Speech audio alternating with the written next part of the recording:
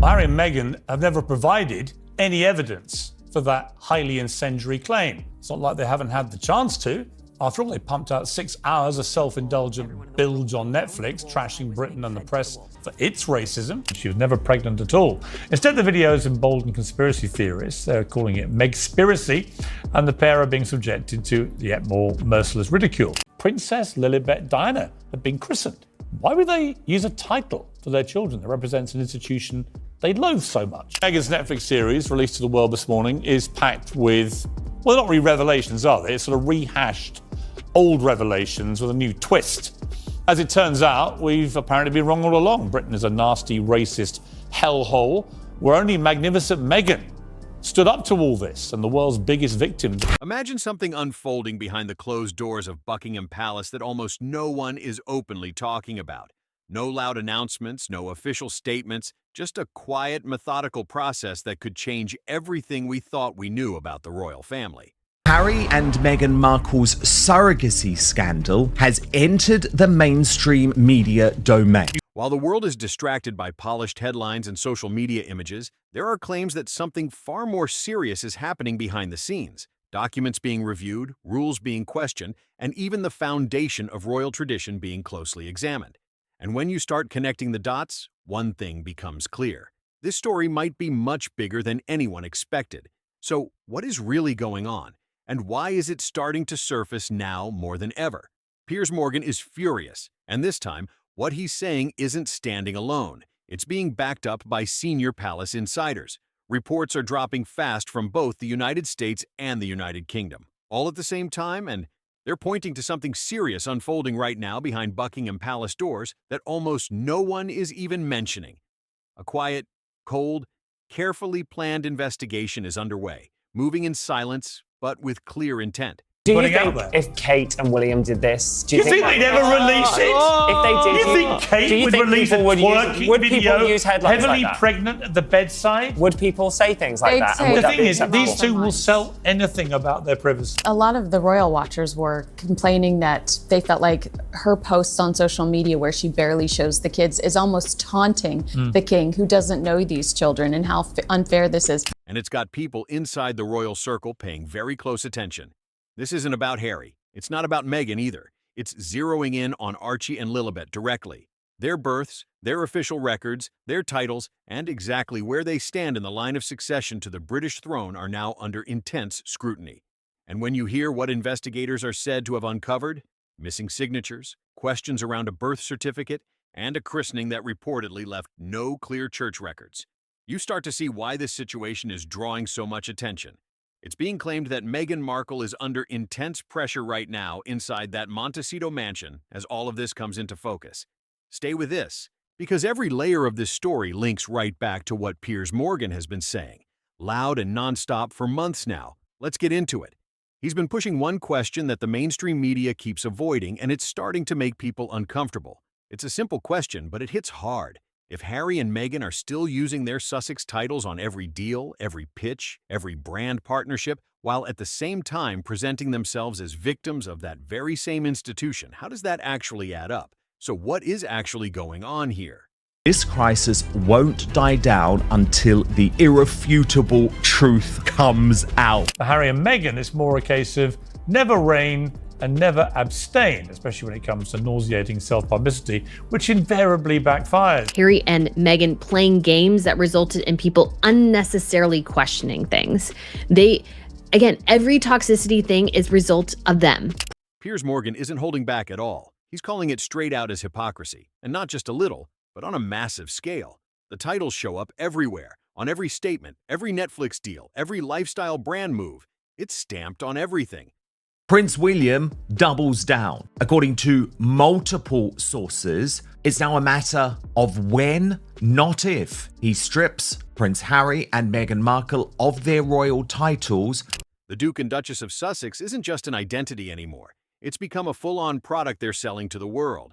And now the real tension kicks in, because there are growing claims that they want that same branded status carried forward to the next generation too. Prince Archie, Princess Lilibet, more titles, more brand value, more cash. That's exactly how Piers Morgan framed it, and he didn't dress it up or soften the blow at all. The second he said it out loud, it hit hard, and a lot of people watching instantly felt there was some truth behind it. But here's what's really pushing Piers Morgan to speak even louder right now. They're legally covering their backs. There's just too many unknowns. And then, of course, we have that the doctor that allegedly delivered Lily quit her practice 2 weeks after giving birth to Lily or delivering Lily. That sentence there is missing. This isn't just about Harry and Meghan anymore. The focus has shifted, and it's hitting a much more sensitive area. Now it's about what those titles actually mean for Archie and Lilibet specifically, and this is where things turn serious, fast. Think back to the Oprah interview, the one Piers Morgan has called one of the most damaging moments ever for the British royal family, and you can see why this situation is getting so intense. Meghan told the ICTI world that Archie had been denied a royal title because of his skin color, suggesting the palace made a racially motivated decision about her unborn child. Piers Morgan reacted with outrage, insisting the claim didn't line up with how royal rules actually work, and he made that point loudly. Under the letters patent going back to King George V, great-grandchildren of a monarch don't automatically receive prince or princess titles. It's a rule that applies across the board, to everyone equally. No exceptions. Archie wasn't being singled out. The rule just didn't apply to him at that time. Piers Morgan went as far as calling it a lie, saying it was told to tens of millions of viewers about an institution that couldn't respond publicly. And that's exactly why this moment carries so much weight right now. Because this same claim is now being pointed to as a key reason the palace is reportedly taking a closer, ground-up look at the royal standing of these children, and that raises serious questions about what comes next. Now they want to give their kids the titles of prince and princess, even though they don't live anywhere near the royal family. They don't do any duties. They do nothing to deserve it. They live in a mansion in Montecito in California and use their own royal titles to make loads of money. Once children's titles are placed at the center of a global narrative about racism, it puts intense pressure on the palace to take a closer look at every document tied to those titles. And now, there are claims that what's being uncovered in that process is raising serious concern. This is where everything starts moving fast, because Piers Morgan isn't the only one speaking up anymore. Breaking reports from News Nation in the United States are now echoing what palace watchers have reportedly been hearing for weeks, and it's adding even more heat to an already explosive situation.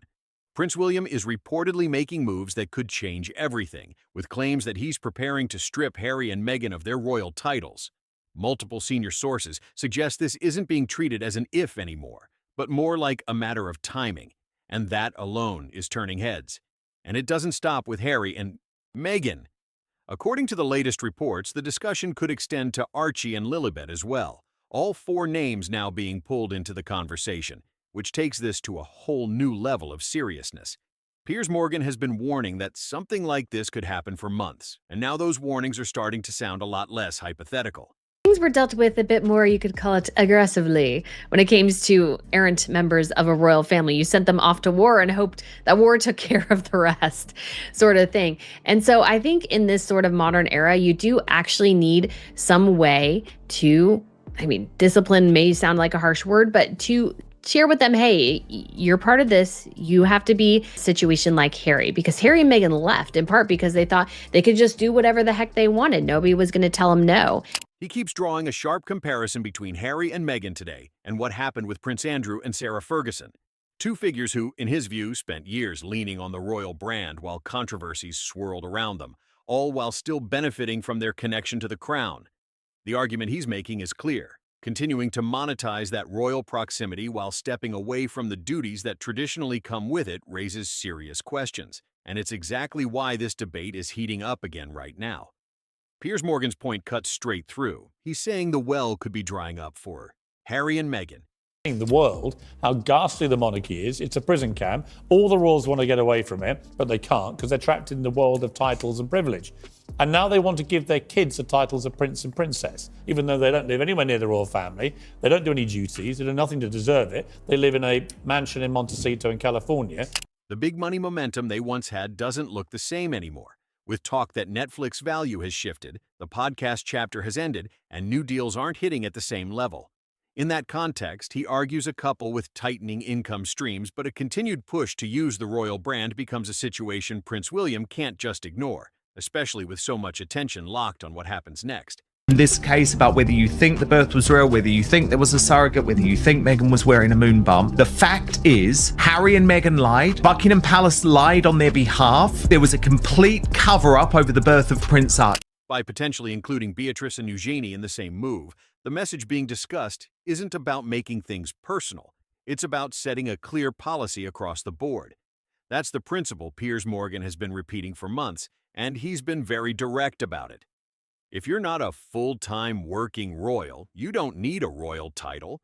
That's the line he keeps pushing, pointing to Zara Tindall as an example of someone who built a successful, respected life without one. Harry and Meghan, it's a bit like criticising the police force. I often criticise the Met Police. My uncle was a commissioner in the Met Police.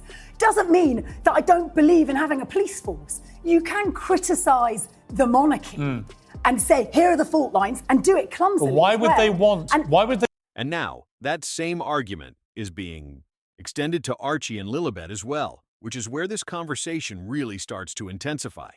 Children being raised in California, far removed from a traditional working royal environment, that's another detail now being pulled into the spotlight.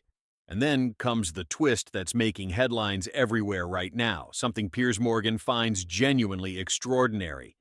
There are claims that Meghan has discussed the possibility of legal action, reportedly telling people around her that she would challenge any move to remove the titles and is willing to take it to court.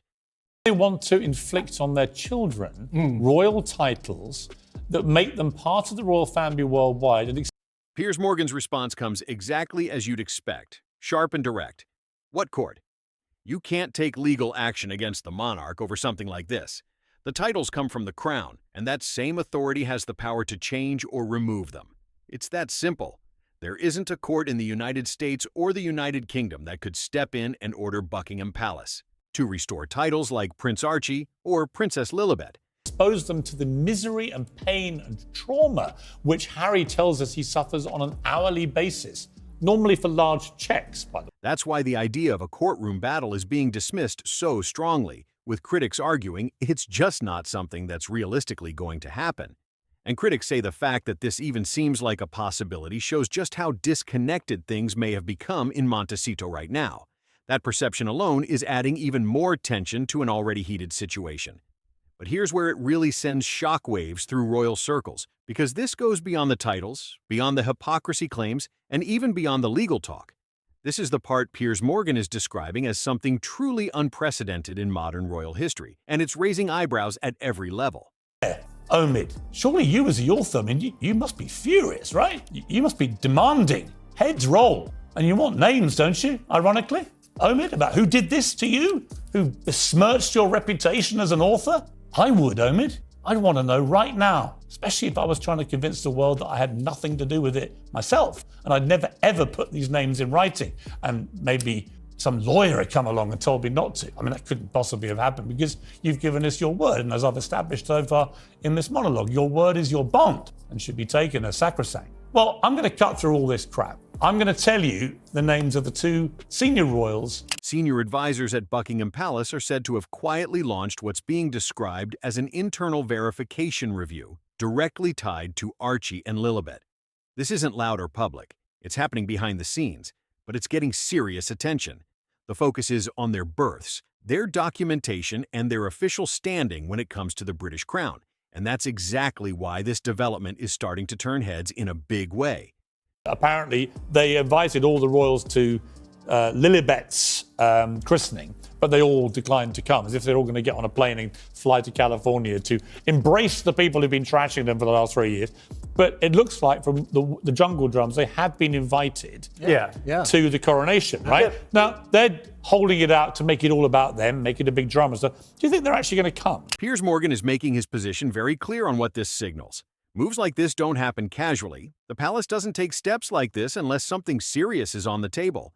The monarchy is built on structure, tradition, and certainty, and it tends to avoid anything that creates instability, even more than public controversy. I do now, yeah. I think because it's their currency, isn't it? They've made an awful lot of money, and again, this it's their tax by having that association with the royal family. It's the cachet and cash. You mentioned sort of, the favoured journalists that they were briefing in the first instance that they weren't going to have titles, and now there's another screeching U-turn. We already had one of the U-turns about the racism. Questions tied to lineage go straight to the core of how the entire institution functions. And according to current reports, those questions are now reaching a point where they simply can't be brushed aside anymore. Start with Archie's birth certificate, a constitutional document and the first official proof of identity for someone in the line of succession. It's supposed to be clear, permanent, and consistent, with no confusion at all.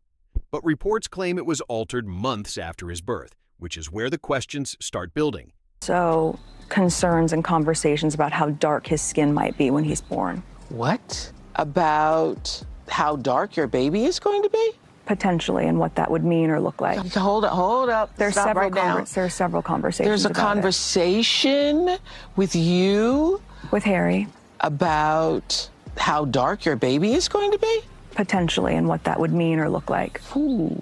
Meghan's full legal name, Rachel Meghan Markle, was reportedly removed, and in its place appeared only her title, Her Royal Highness, the Duchess of Sussex. No first name, no surname, just the title standing on its own, and that detail is what's now getting people talking loudly. Morgan points out what stands out right away to anyone familiar with royal procedures. A change like that isn't something you see every day. It's extremely unusual, and it instantly raises eyebrows, because in royal bureaucracy, nothing just happens on its own.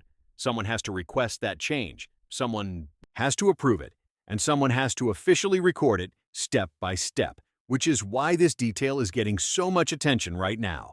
When people started digging for answers, the explanations didn't line up at all. There was no racism. No, none at all, and that was actually quite shameful, what was said at that time. Let's remember what she said. This is what she told 50 million people around the world. Watch this. I do recall it and regret it. It's worth reminding. The idea of the first member of color in this family not being titled in the same way that other grandchildren would be, it's not their right to take it away. It was a complete... Hang on, Tessa. It was a complete lie. Appalling ignorance, and also used in a very, very nasty way to attack people who couldn't answer back. Yes.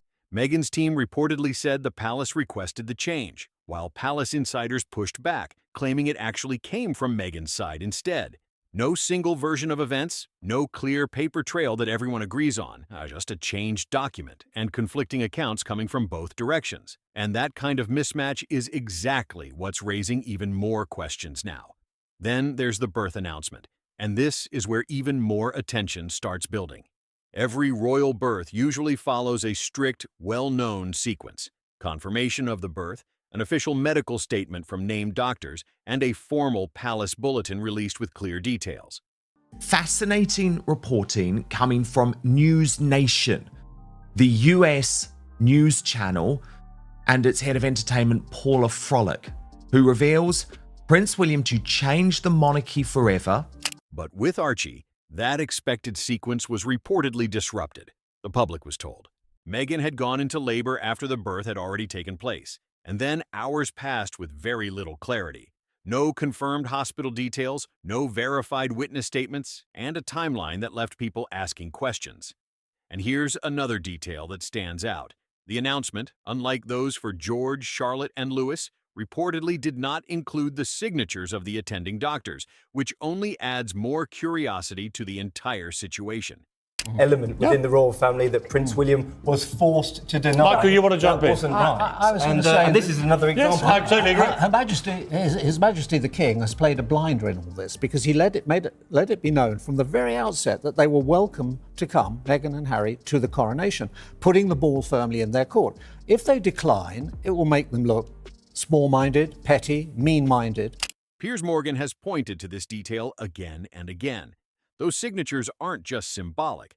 They serve a formal purpose tied to verification, and they've traditionally been part of how royal births are officially recorded. He argues that leaving them out can't simply be brushed off as a privacy choice, especially given how these processes have worked in the past. And now attention is shifting even more toward Lilibet, where the situation looks very different and is drawing even closer scrutiny. Lilibet was born in California, with the announcement handled through Harry and Meghan's own team. No British doctors involved, no royal medical staff, no traditional palace bulletin, and no easel outside Buckingham Palace displaying the notice. Fewer titles mean there is less of a chance for a degenerate like Prince Andrew, now called Andrew Mountbatten Windsor, to slip through. Which means, as I previously reported, Harry and Meghan will lose their titles, as well as Princesses Beatrice and Eugenie. In a celebrity context, that kind of approach would be completely normal. But when it comes to royal protocol and expectations, it stands out. And that contrast is exactly why this part of the story is getting so much focus right now. For a child placed in the British line of succession, breaking from centuries of established protocol is exactly the kind of thing the palace would examine very closely.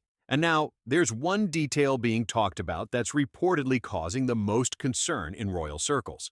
To be left out of it, and she will win because she'll go to court if she doesn't keeps her title. I don't know, it's very hard. It's very hard to lose your title, but I do really hope that it's taken away. I mean, she's complained for over 6 years now what a terrible time she had. She was nearly wanted to kill herself. She didn't want to live.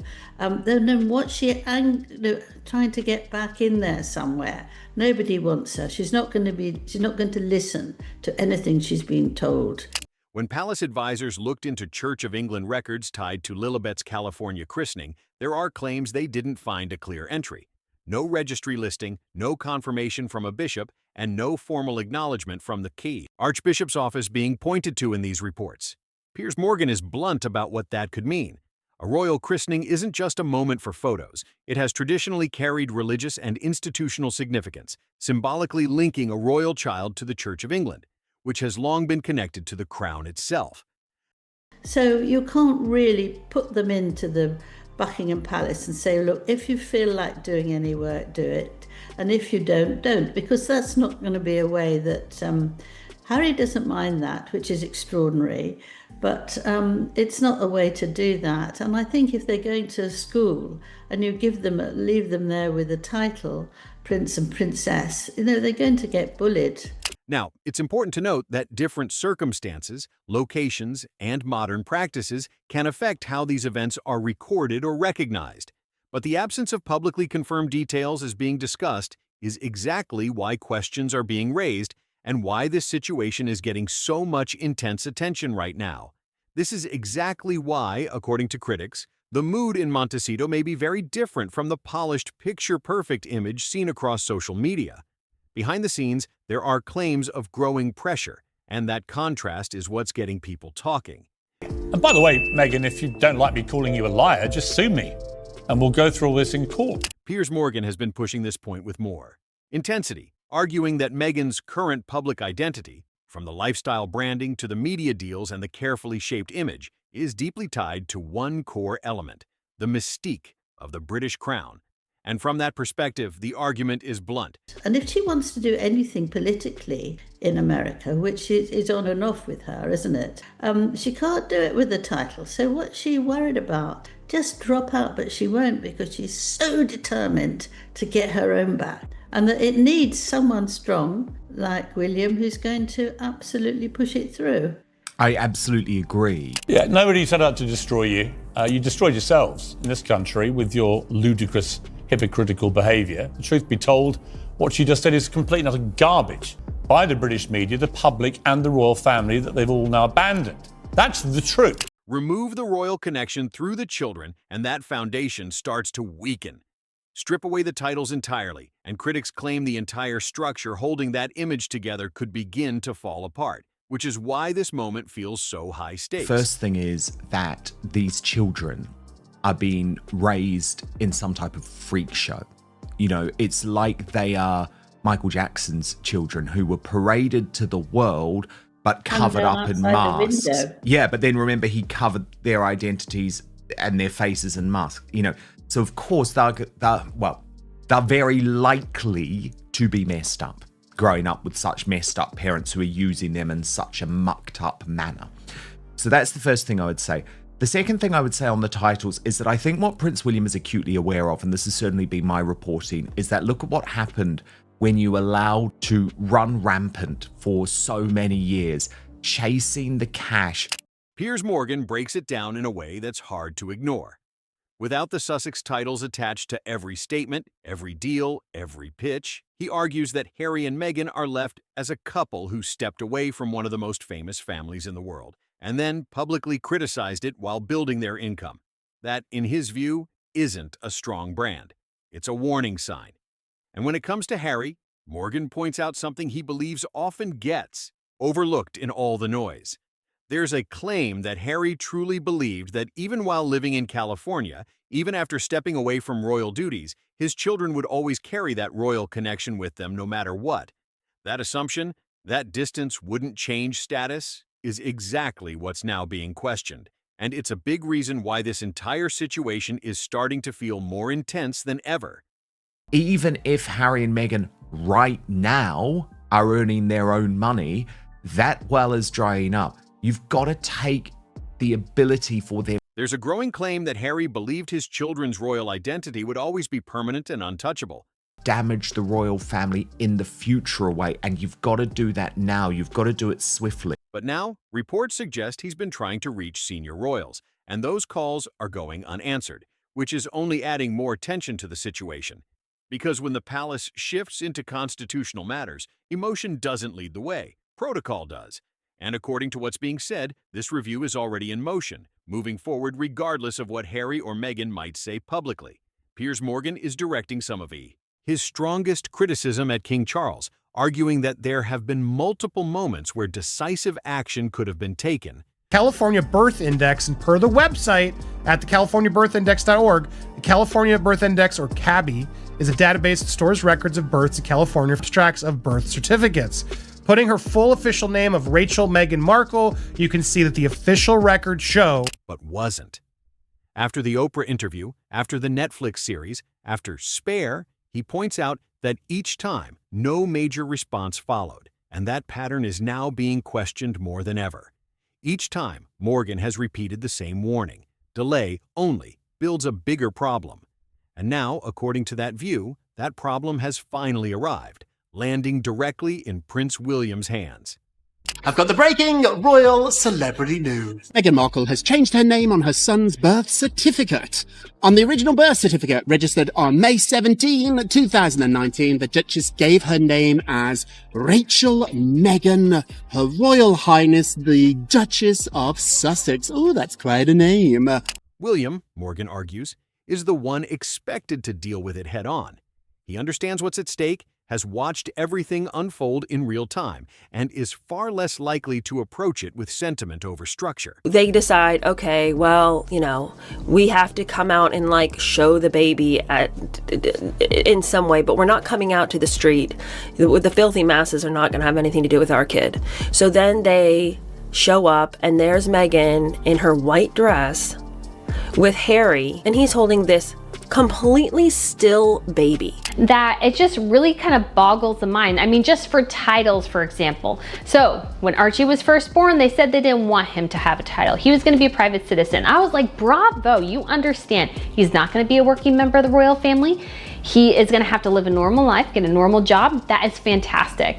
And then it came out later in the Oprah Winfrey interview. Well, they denied him a title and security because he is a mixed race child. And then it was kind of like, with his own children, George, Charlotte, and Louis, set to inherit roles tied to the monarchy's future, the pressure to protect the institution becomes even more intense.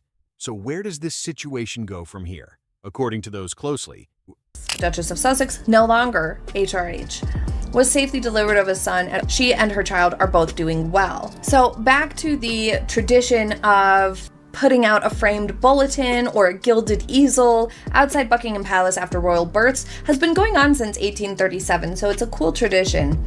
And George, Charlotte, and Louis' easels listed the doctors' names with signatures, birth weight and time, and referenced the royal family.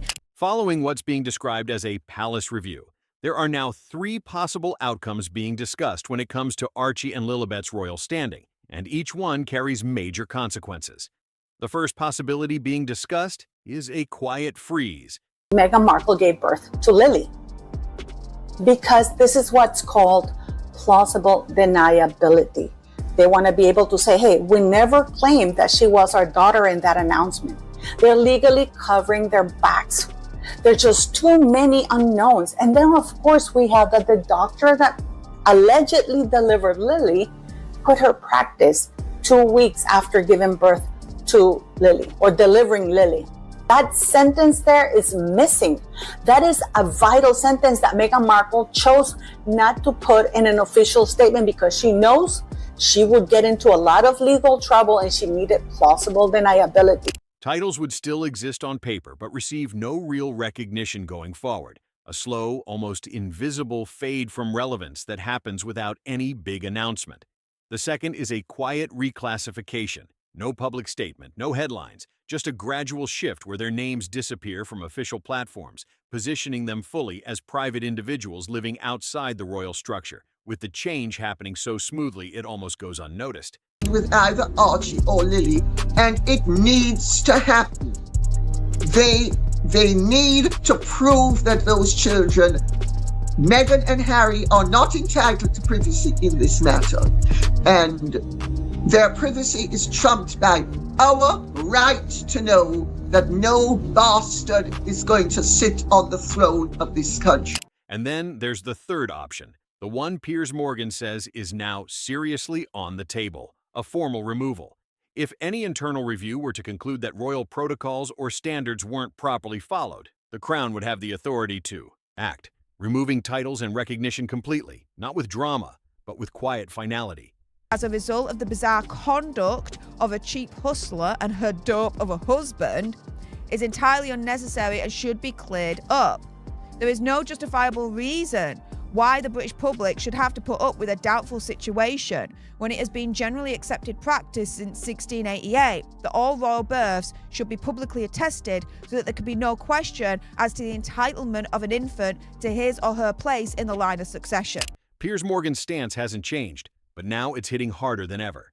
In his view, the Crown endures above all else. Individuals come and go, but the institution remains.